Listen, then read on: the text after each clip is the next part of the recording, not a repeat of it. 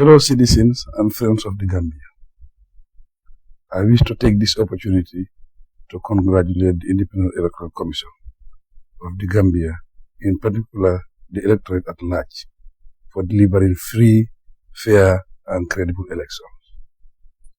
In the same vein, I wish to congratulate the contestant for accepting the results of the election as the verdict of the Gambian electorate.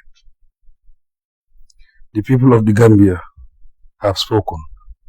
They have shown they have the power to determine their destiny. For the first time in the history, change has come in peaceful manner through the ballot box based on consent of the people. We have made history.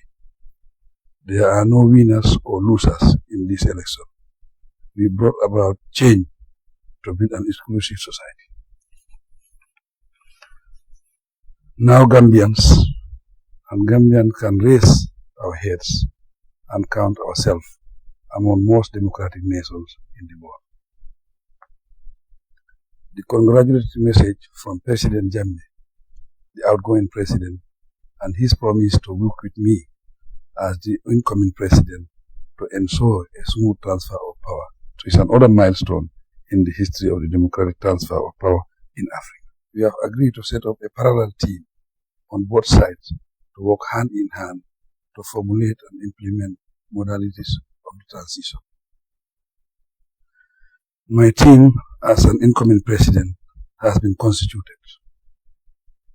It comprises Gambians of integrity and competence who are now charged with the responsibility of formulating a roadmap for the transition. They have presented the transitional agenda for the incoming administration, which have been approved by me and the coalition. The stakeholders as a realistic, practical, and time-bound program of activities to ensure a peaceful transfer of power. I am sure many here and abroad are wondering why I have not assumed office on Friday, the 22nd December 2016. The answer is simple. I was declared a winner of the presidential election based on the letter of spirit of the 1997 Constitution and the electoral laws of the Gambia. The incumbent respected the results and promised to work with me to have a smooth transfer of power based on the Constitution of the Republic. Section 63, subsection 2 of that Constitution clearly states, the person declared elected as president shall take the prescribed oath and assume office on the day the term of the office of the incumbent president expires. That is the law. After broad consultation with coalition stakeholders and legal experts, it is now conclusive that I should assume office on the day the term of the office of President Jammeh expires. Hence, my inauguration as the President of the Republic should take place in the third week of January 2017. The transition team is now working on the modalities of swearing-in ceremony and would communicate all developments on the transition to the public as when it is necessary for the sake of accountability and transparency. I know that some have felt that I should be making statements to keep the public informed. I wish to allow your fears and assure you that progress is being made to facilitate a smooth transfer of power.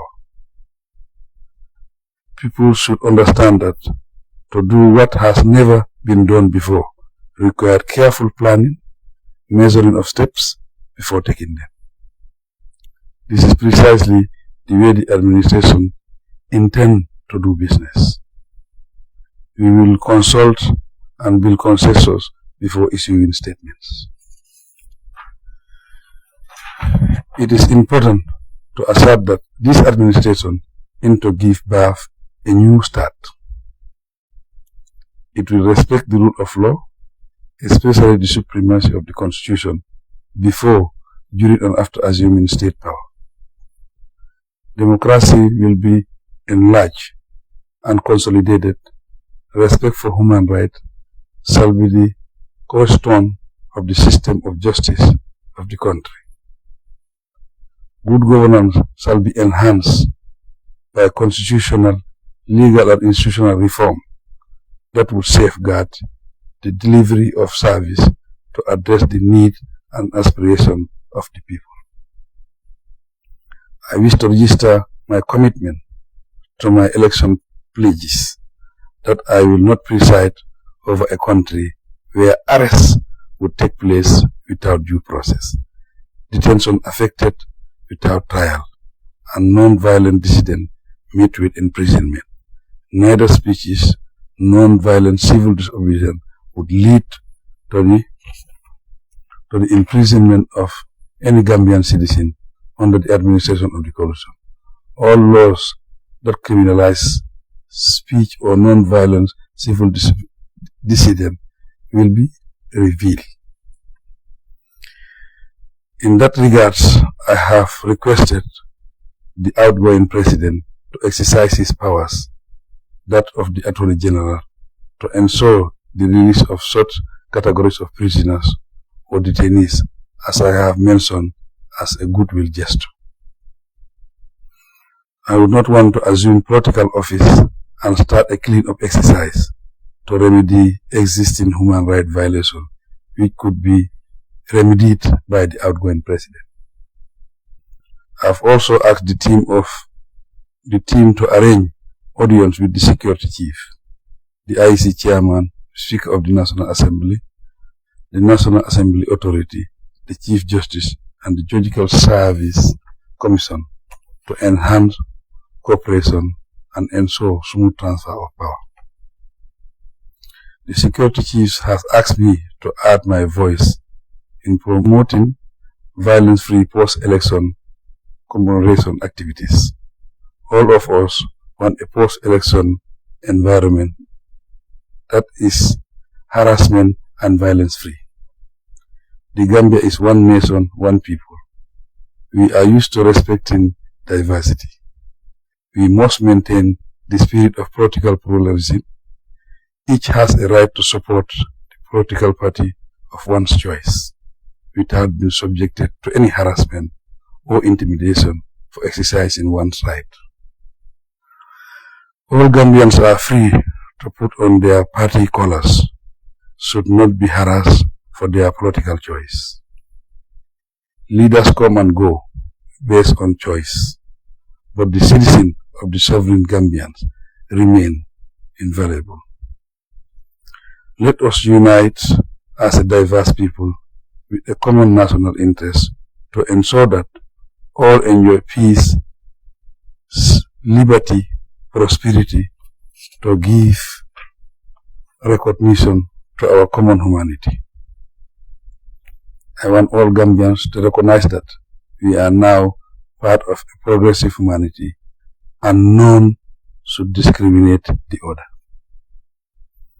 I cannot conclude without informing you that in less than a week after the declaration of the results, I have received congratulatory messages from countries, international organizations, and many donors indicating interest in giving support to the Gambia, like never before, opening up a new avenues for progress and prosperity for the country and her people.